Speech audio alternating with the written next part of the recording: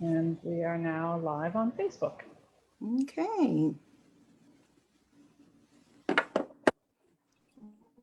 All right, great. Good evening, everyone. Tonight, we do have a special meeting, but before we go into that, Rachel? I would ask everybody who's not speaking to mute their microphone, just because we'll have a better audio. So I can see Councillor Black needs to mute her audio. Okay, because I was just getting some feedback there. Okay. I'm going to start again. But I am getting feedback again, and Rachel, your pictures.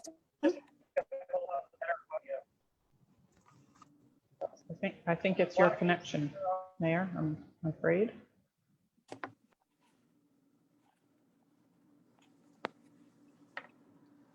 Okay, how's that? Okay, I can see you. You're not frozen? Okay, I'm going to attempt this again. Good evening, everybody. I'm going to call this meeting to order. Before I move on to anything else, I do need an approval of the agenda, please. Do we have a mover and a seconder? We have a mover and a seconder. Okay, all in favor? Contrary minded? That motion is passed. Council, before you have the previous minutes of the town council meeting from the 19th of October 2020. If there are no omissions or errors in those minutes after you've all read them, I will need a motion to pass those minutes, please.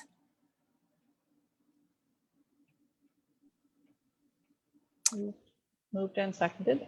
It is moved and seconded. All in favor? Contrary minded? And that motion is passed. So good evening, everybody. We've got those things kind of behind us. I would like to take this opportunity to welcome our new councillors and our new mayor.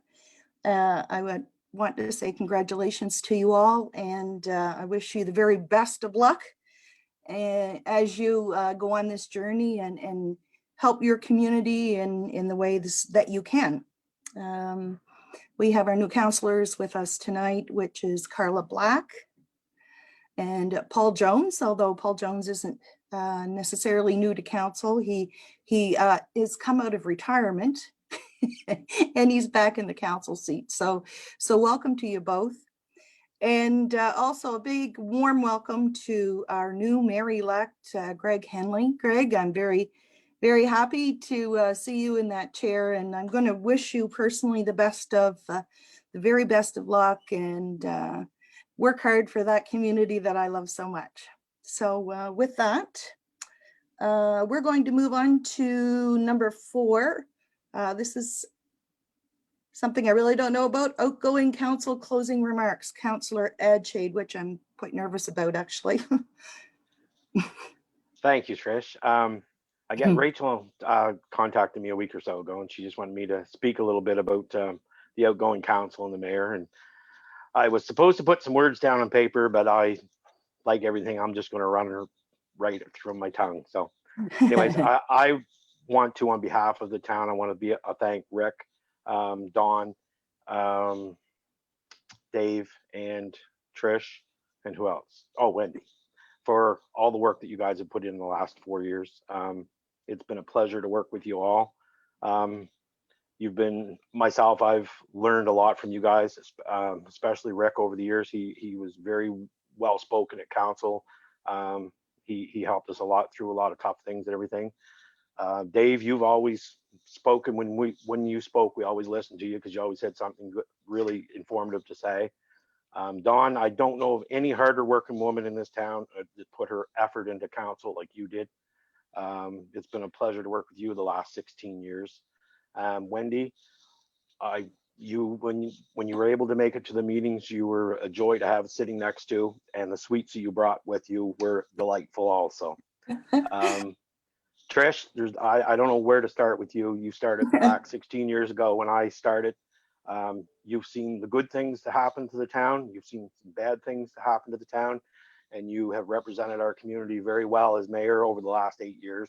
And it's been a pleasure to work with you. And as you said before, you'll never hear those things out of my mouth again. So anyway, thank you so much, everybody, for the work that you guys have done. I do believe that you've made this town better. And I do believe this new council is going to stay on the same track, and we're going to make this a great community to live in, work in, and play in. Thanks. Thank you very much, Wade. That was very nice of you. So our next order of business is we're going to do the swearing in of the new council. It is my final duty as your mayor to swear in the new mayor. So with doing that, Mayor-elect, I'm going to get you to turn on your microphone because I am going to ask you to take the oath of office. And I think probably the best way to do that would be just to have you repeat after me. So I can only see Wade's picture. So is it possible to bring up Greg? I'm here now. I do have a copy of the oath in front of me, Trish, Sure. if you want me to do it that way. Sure, if you want. It's easier than me repeating it, having you repeat it. So if you would just like to take the oath, I will be witness thereof. Okay. Excuse me. I, Gregory Henley, solemnly affirm that I will be faithful and bear true allegiance to Her Majesty Queen Elizabeth II, her heirs and successors according to law, and that I am qualified as required by law for the office of mayor of the town of Oxford, and that I will truly, faithfully, and impartially execute the duties of the office to which I have been elected to the best of my knowledge and ability, and that I have not received or will receive any payment or reward or promise thereof for the exercise of any partiality or any undue execution of the duties of my office. Okay, so that is affirmed by me at the town of Oxford in the county of Cumberland on this second day of November 2020. And I will be signing that. So I will now ask you to do the Councillor Code of Conduct. Just a sec.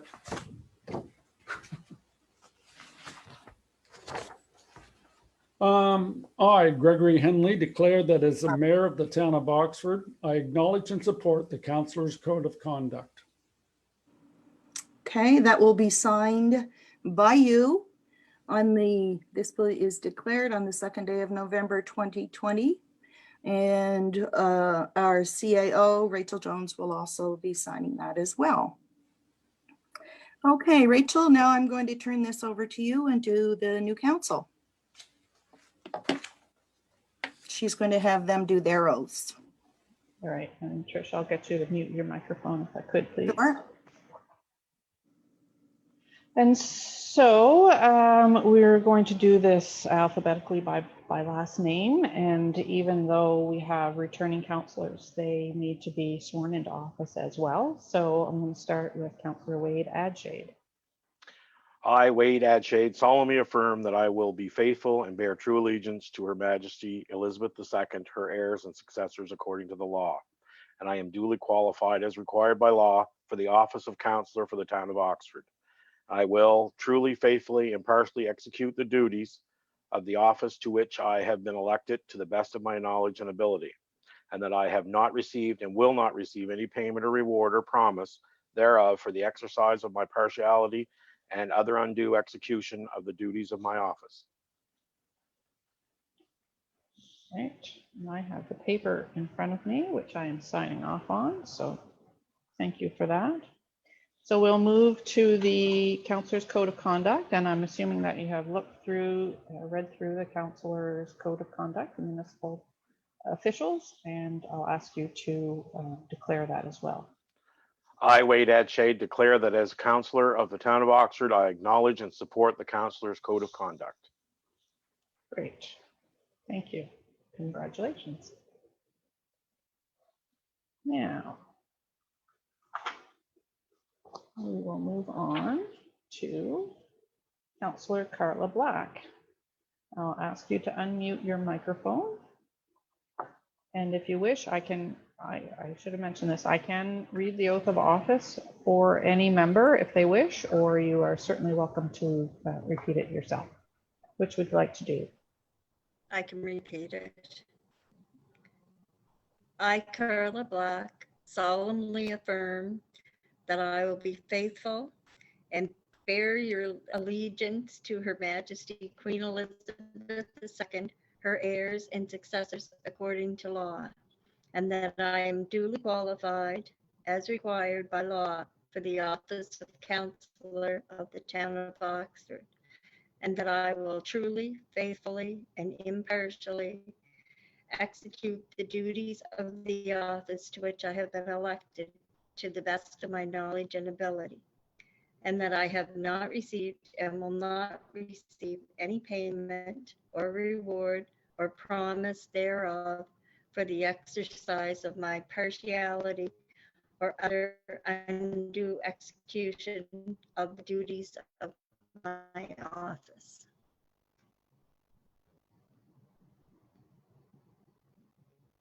The other one?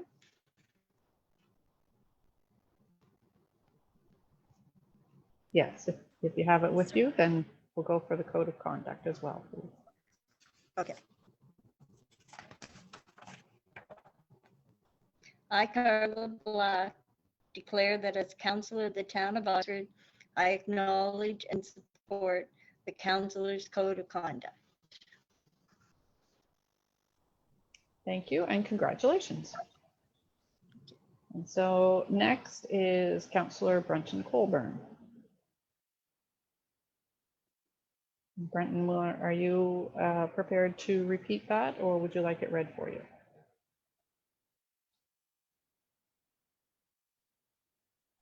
You'll have to read it. I don't have a copy of it right here. Okay. So, Brenton Colburn, do you solemnly affirm that you will be faithful and bear true allegiance to Her Majesty Queen Elizabeth II, her heirs and successors according to law, that you are duly qualified as required by law for the office of Councillor for the Town of Oxford, and that you will truly, faithfully, and impartially execute the duties of the office to which you have been elected to the best of your knowledge and ability, and that you have not received and will not receive any payment or reward or promise thereof for the exercise of any partiality or other undue execution of the duties of your office. I do swear. Thank you. And further, we're looking at the Councillor's Code of Conduct, that you, Brenton Colburn, declare that as a Councillor of the Town of Oxford, you acknowledge and support the Councillor's Code of Conduct. I do swear. Thank you and congratulations. And last but not least, we move to Councillor Paul Jones. I, Paul Jones, solemnly affirm that I will be faithful and bear true allegiance to Her Majesty Queen Elizabeth II, her heirs and successors according to law, and that I am duly qualified, as required by law, for the office of Councillor of the Town of Oxford, and that I will truthfully, faithfully, and impartially execute the duties of the office to which I have been elected to the best of my knowledge and ability, and that I have not received and will not receive any payment or reward or promise thereof for the exercise of any partiality or other undue execution of the duties of my office. I, Paul Jones, declare that as Councillor of the Town of Oxford, I acknowledge and support the Councillor's Code of Conduct. Thank you, and congratulations to you as well. Thank you.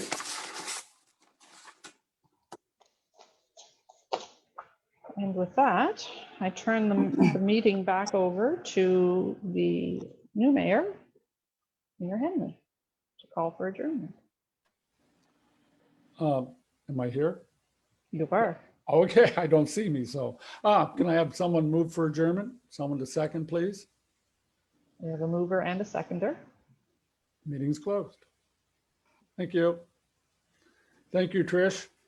Thank you. So I'm going to ask, our current council that was just sworn in to stay on the call. And with great thanks, I'd ask the outgoing council to leave this call, and we will move into the next committee of the whole.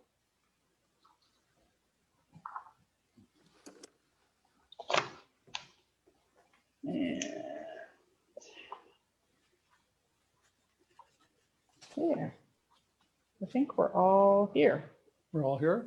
Okay, so I'd like to call this meeting to order. First on the agenda is the approval of the agenda.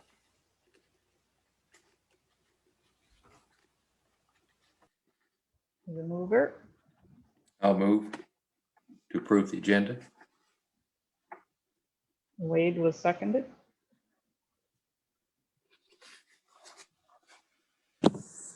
No. Mayor, Okay. I'm back again. You've all got a copy of the last set of meetings for the regular committee of the whole. Could we have someone move approval of those? Am I correct here or incorrect? we didn't take a vote on the Oh, approval sorry. of the agenda or ask if anybody had anything. Sorry, jumping the gun. That's okay. Okay. Can we have a vote on that, or does anybody have anything to add? I would like to add Arena to the agenda, please. Okay, and the procedure here is yay or nay. Am I correct, Rachel?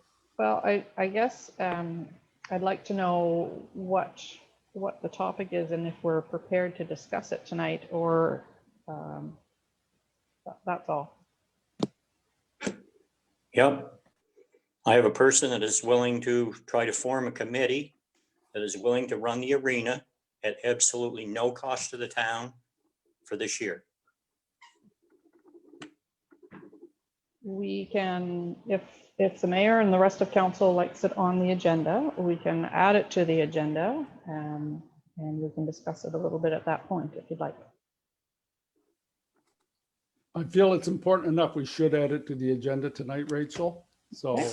okay. So we'll add that as 4.4. Okay. Thank you. Thank you. Now, do we still have to vote on the agenda? As, You need a as new amended. new motion? As amended, yes. As amended is fine. So you just call for the question to vote. All those in favor? Aye. So opposed? Carried. Okay, now we have the approval of the previous minutes. Most of you should have copies there. Could we have someone move an approval on that?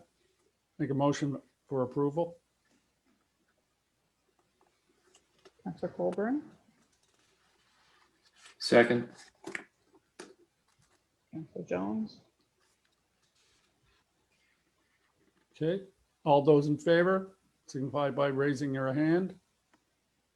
Aye. Carried. Opposed? Carried. I don't see everybody here, Rachel, should I? it's not always possible, so I guess I'm Okay. watching everybody, so Okay, you can see them. I can see everybody, so I can announce to you that we have a mover and a seconder, and I can let you know what the vote carried if that Okay. works. Did we vote yet? We did, Yes. and it carried. Okay. New business, first on the agenda for new business, orientation presentation from CAO Jones. Go ahead, Rachel. Thank you. I'm just going to share my screen. Can everybody see that? Yes. Great. So this is a very high level overview, and we are putting together binders for all of councillors that has a little bit more background information. Some of it is on municipal government in general, and then more specifically, more information around the town of Oxford, so that you have a little bit more background on some of the larger issues that we have and some of the long-term strategies and plans. But I thought that this might be an interesting overview for everyone, maybe even members of the public who are watching. And just a little bit about the day in the life of municipal government and some of the things that we do, both as council and staff. So it won't take more than probably 10 or 15 minutes. if there's any questions as well. So a little bit of the overview, we'll talk about the legislative role of the CAO, powers of municipal councils, a few of the departments and services within municipal government as a whole, where tax rates and operations and capital projects come into play, and some of the priorities, expectations, and where the community plays a part. And a little bit about a sample day on this end of it through administration, so that perhaps some of the council members and some of the members of the public have a little bit of understanding about where we are as a staff. And so the role of the CAO is defined within the Municipal Government Act, and over the course of the next 4 years, you'll likely hear me refer to the MGA, as we typically call it, quite a bit. That is the primary legislation that rules municipal government. And so within that legislation, there are a number of responsibilities that the CAO shall do. And in the legislation where the word shall comes into play, that means that it must be done. May gives the subjective version of that, and it can be a choice. So particularly we as CAOs coordinate and direct the preparation of plans and programs, and we submit them to council. And it's all about municipal properties and facilities around what we maintain and what we may put into place through construction. We ensure that the annual budget is prepared and submitted to council for approval. We're responsible for administrating that budget after it's been adopted. We review drafts of all proposed bylaws and policies and make recommendations to council with respect to those things, as well as other issues that come forward. That is the primary role of a CAO, is the resource to council and the staff expertise to bring that forward. And of course, we carry out such additional duties and exercise such additional responsibilities as council may from time to time direct. The powers of municipal council, further to, again, the Nova Scotia Municipal Government Act. Councils may establish policies, and some policies are required because of a legislative responsibility, and some are by choice. So we can get deeper into that as we move forward, but that is a high level responsibility of council. We also can establish standing, special, or advisory committees on various subjects and initiatives. And you can see later in this agenda, we'll talk about committee appointments, and that will be for a decision further down the line at council later this month. Councils appoint the chief administrative officer. They also appoint the municipal auditor and the municipal solicitor. And council will make decisions in the exercise of its powers and duties through appropriate resolution, policy, or bylaw. And that is how council makes decisions on how things will be implemented. It's your responsibility to approve the annual budgets, and in that budget will be the service levels, tax rates, and staffing levels. It's your responsibility to approve some high-level multi-year municipal plans and strategies, whether that's strategic priorities, whether it's a multi-year capital plan. There's a number of different things that go under that category. And through the CAO, I'm your only employee. So council directs the CAO. Council cannot direct other staff. You can approach other staff to get information, but it's only through council as direction to the CAO that we implement any decisions.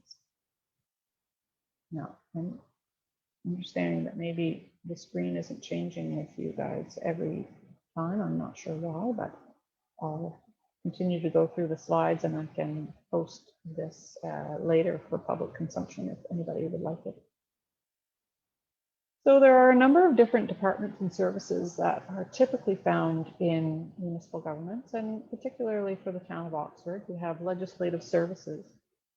And that includes councils, committees. We deal with bylaws and policies. We deal with freedom of information, protection of privacy, dangerous and unsightly premises, and some records management. Another department we have is finance, or some municipal units call it corporate services. So within that, we deal with the water and sewer and property tax billing, all of our accounting, payroll, financial reporting, audit information, technology, communications and social media.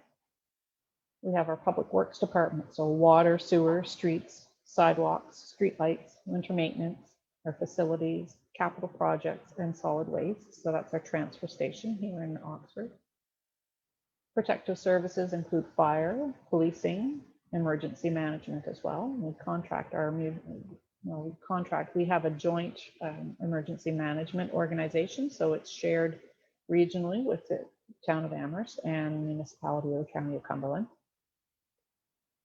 In recreation, there are programs, services, facilities, and events. This is not a mandated core service requirement of municipal government, but most municipalities have some sort of recreation programming going forward.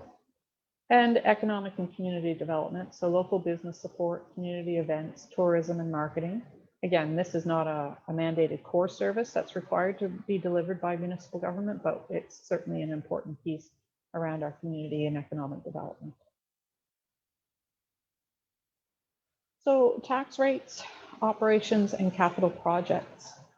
Our primary source of funds in municipal government revenue is property taxes.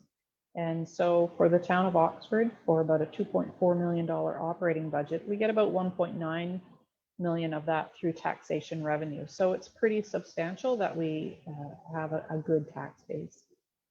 Those funds go to general operations, general maintenance, wages, programming, general services such as snow removal. And we also have mandatory contributions from the province to policing, housing, corrections, and education. It finances debt, and it also serves to build our reserve funds. Capital projects are funded in some municipalities. You get capital out of the revenue budget, but we don't do that here in Oxford. We don't have sufficient funds coming from our revenue to fund capital projects.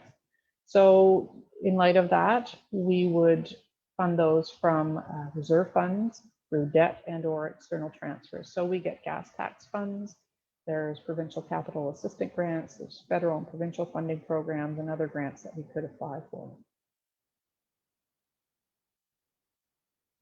So priorities, expectations, and in the community. There's a lot going on there. And so public input helps council to determine high-level community priorities. And council sets those priorities through strategic planning, developing annual and long-term budgets, and setting tax rates. And so once those priorities are set, we try to resource them, we understand what it's going to cost, what kind of staffing we need to put that in place. And so that all comes through that budget process. The CAO and staff, we implement all of the resources that have been allocated from the approved budgets to go towards that staffing and programming and service levels.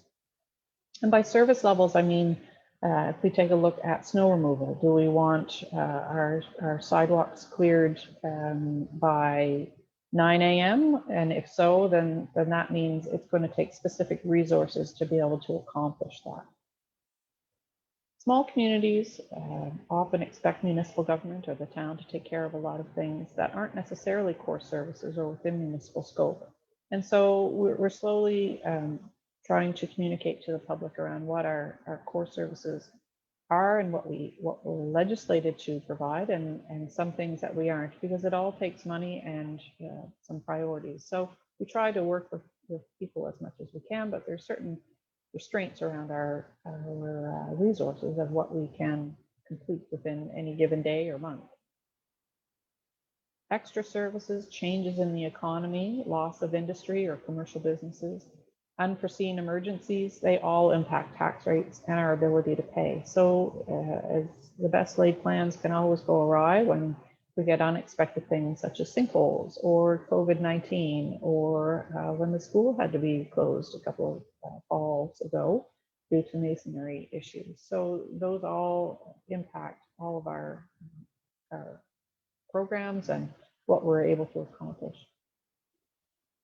And ultimately, community vibrancy is linked to stable and growing population, positive property assessments, and the ability to generate sufficient revenue.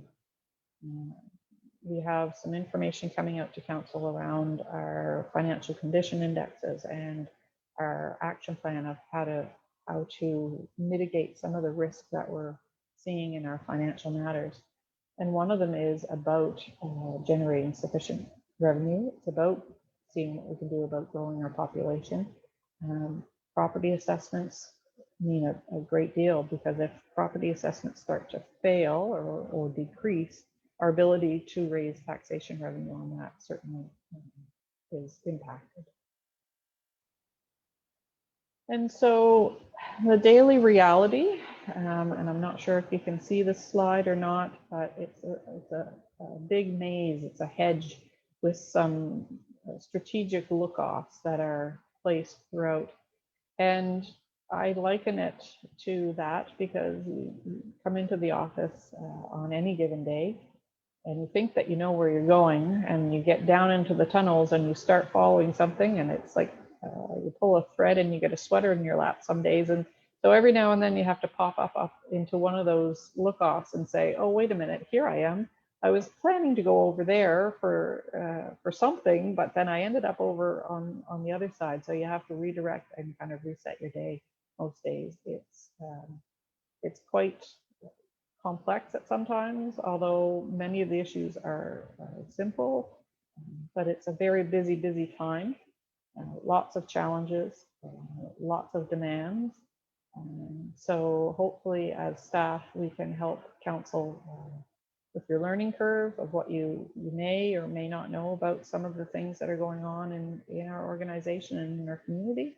And so I hope some of that information gives a brief overview of what we're trying to accomplish in this organization and through municipal government as a whole. So I'll stop sharing my screen there and go back and turn it back over to the mayor, and if anybody had any questions or comments.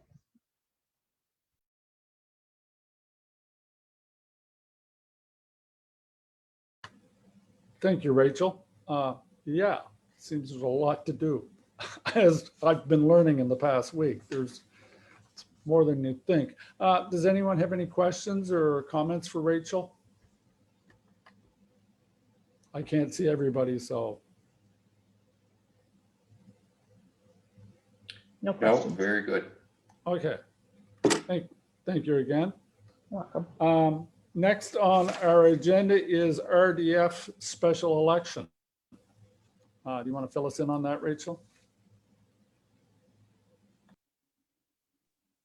Linda, do you want to take that as the returning officer? Is that okay with you? Yes, no, that's great. Before you, we set together, we're looking for a request for decision. We need to host a Town of Oxford special election, and also to approve the schedule of election fees and expenses for the election staff as presented. We have before you there different scenarios. There's a couple of dates that we could do at. We looked over the calendar quite closely, and we recommend to look at January 16th. We looking at that avoid some of the holidays and everything that was in there. The rates that we have set are comparable to other elections we've had in the past, as well as with other municipalities as well. So those are all straightforward. But yes, the presentation is right there before you. We also have attached what we are proposing, an estimate of costs for our upcoming election as well. We're looking at about $7,200. So with that, of course, that's not in the budget as we didn't plan for a special election. So, but we came up with a plan that we would have to look at other areas in the budget to find that. I think it works out to $5,300. Okay. Does anyone have any questions or any discussion? Linda, if we don't get enough names for counselors, what's our cost if we only have 2 people put their names in for council? If you have 2 people, they would be acclaimed. I believe if I'm right there, Rachel, that would be an acclamation, so there wouldn't be an election. There would be some costs Yeah, just a, around some initial advertising. but not the full-fledged. Okay, that's all I wanted to know. Thank you.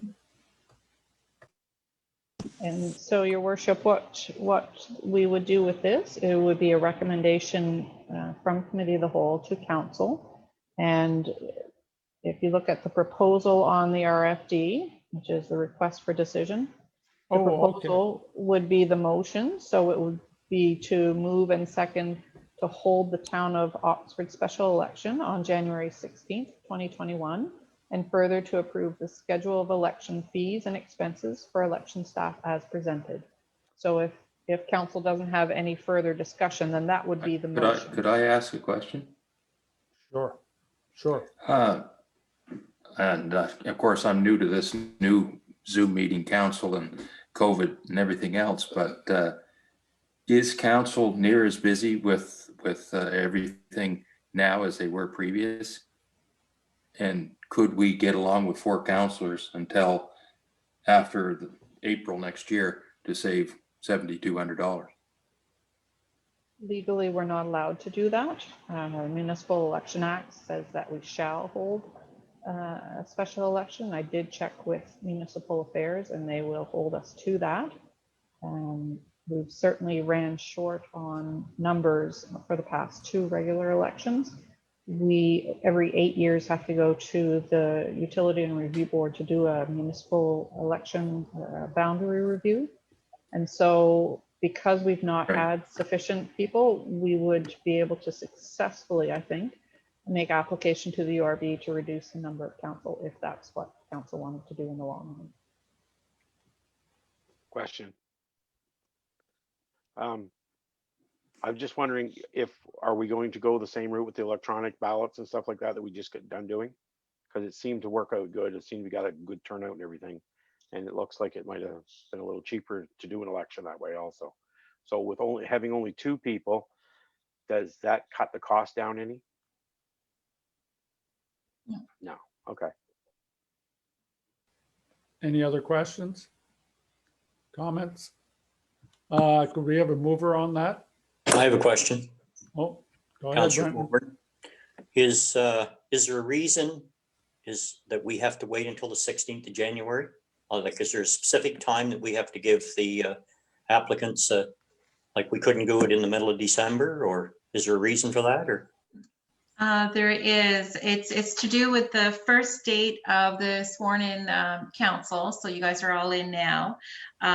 It's recommended to be within 11 weeks. And we need so much time to do advertising, and the advertising that we're doing is in a weekly paper. So it needs a week turnaround. So to accommodate all of the advertising, proper advertising, as well as just the time, the holidays, to make sure, because you don't want anything running that week of the holidays as well. So Okay, thank that's you. that's the earliest we could get it. Okay, thank you. Any other questions or comments? So can we have someone make a motion to pass that or move that? Councillor Adshade, moving. Can we have a seconder? Councillor Colburn. All those in favor, raise your hand. Contrary minded? Motion carried. Next on the committee appointments for 2020. I'll hand that over to you, Rachel. I think we've got them in front of us, don't we? Some of us? Should. So each year, council typically makes appointments to the external boards and committees and agencies and the internal committees that we have structured. We do that each November, and sometimes people stay on the same one year after year, and that's okay.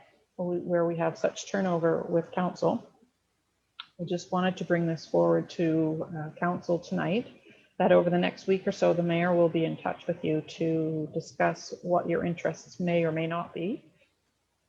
understanding that we don't have a full council, and so that there may not be enough folks to go around and fill all of the positions.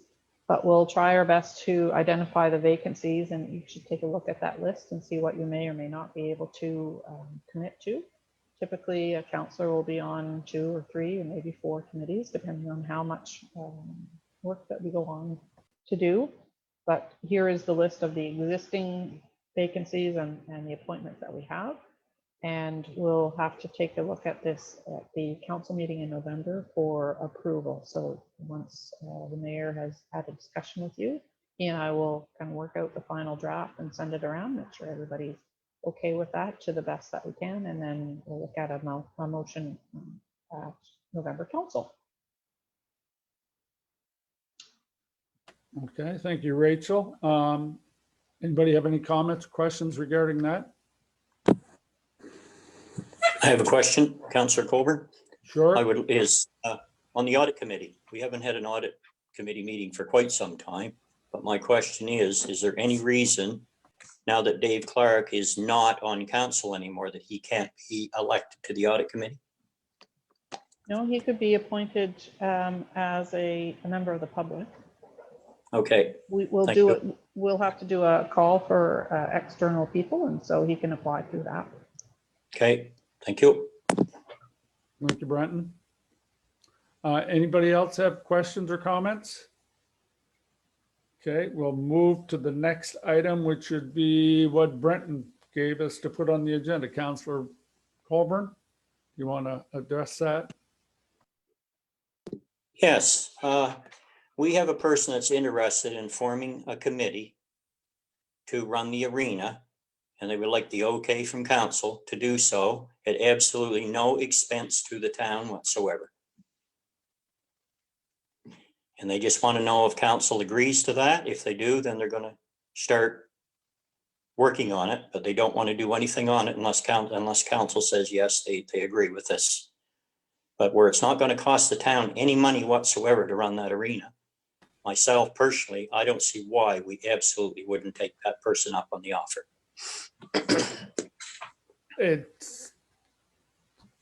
Am I live? Yes, I am.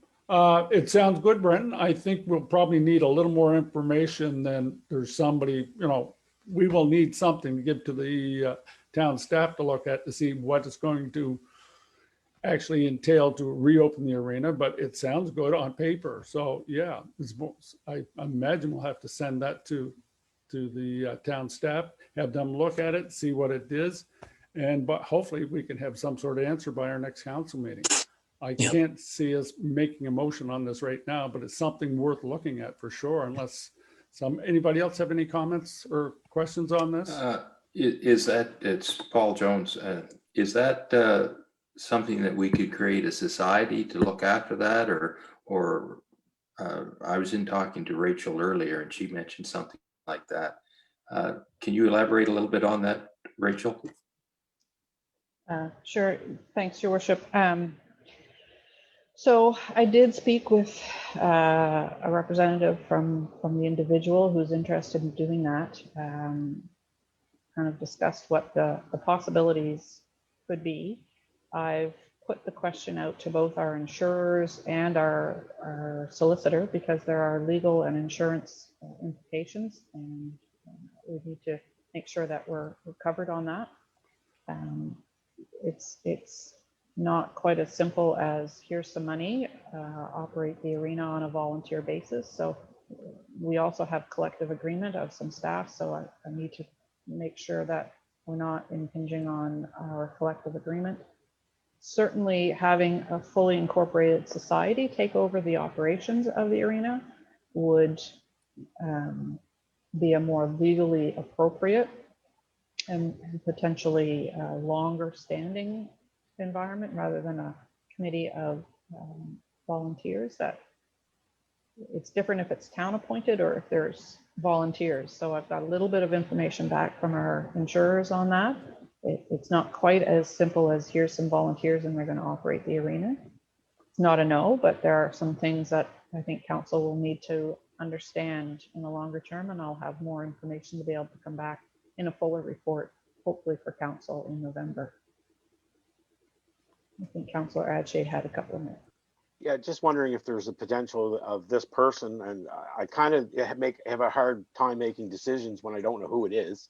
But if there's a possibility of them just taking a lease over on the rink for a year or something, to see how it would work. And if we leased the whole facility out to them, they took full responsibility for it, insurance, employees, the whole kit and caboodle, and then it would take the liability and anything off of the town. That I'm just wondering if that's a discussion that you could have with them, if they might be interested in it. Councillor Aitchett, Councillor Colburn, just to your response, they are certainly willing to come forward. All they're looking for is for council to let them know that, yes, council would possibly be interested in doing this. They don't want to go forward and then all of a sudden get it all turned down. So they're certainly willing to come forward with all the information that we need. Okay. Okay, and I think, Brenton, that's exactly where we need to go before we can make any kinds of decisions. And it is getting late in the season, and I think if we're going to do something like this, that we got to start moving on it and having these conversations with this person or people or group or whatever it is. But we need more information than just somebody coming to a council meeting and saying, I got a person that wants to take over the rink. It's hard for us to make a decision based on that. Okay, can I interject here, folks? I think we will sort of let Rachel look at this for the next have a look at it, see where we stand legally as to what we can do. And we should take it from there, but we should wait to hear from our lawyers and find out how we can make this work for everybody's benefit. So. Well, I agree, Mr. Mayor, and back to Councillor Edgehead's comment, and the person that's kind of spearheading this thing wants to do this as quickly as possible too. They don't want to drag it out any longer than necessary. So they'll certainly give us all whatever information we need. Okay, so shall we just put this aside till how do we put this aside to the next meeting, Rachel?